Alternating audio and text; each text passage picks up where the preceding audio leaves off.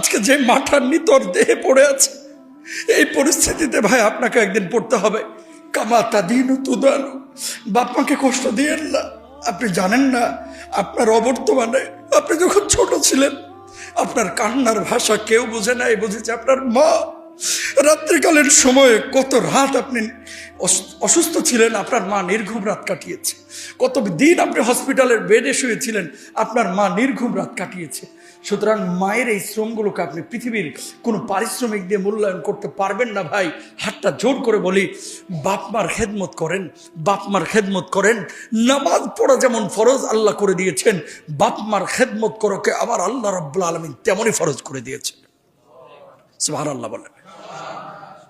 মাকে কষ্ট দিয়েন না।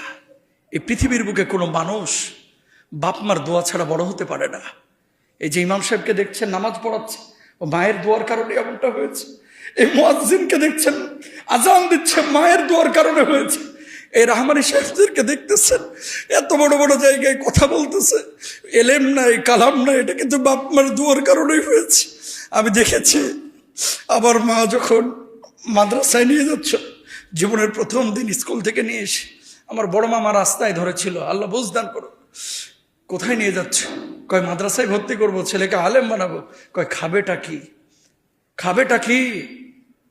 আমার মামা বলেছে, এখন বুঝে এসেছে আমি যে কথাটা বলতে যাচ্ছি। এই যে এই ছেলেটা, আমার মা সেদিন জবাব দিয়েছিল আমার আল্লাহ খাওয়াইবো। আল্লাহ এমন খাওয়ানো খাওয়াচ্ছে যে দিনের পরে দিন চলে যায়, ভাত চোখে পড়ে না, খালি বিরিয়ানি পোলাওই সামনে আসে।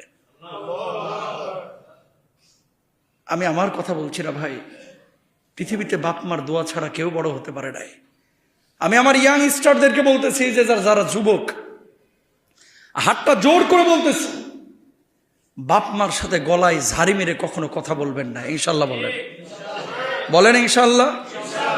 এই যে মুরব্বী, এই যে যাদের দাড়ি পেকে গেছে, অধিকাংশই মা মারা গিয়েছে, জানেন না ঘরে কি সম্পদ আছে। কালকে মাটা ঠিকই মারা যাবে, কাঁদবেন অনেক রাত, গভীর রাত্রে মাকে স্বপ্নে দেখে আঁতকে উঠবেন।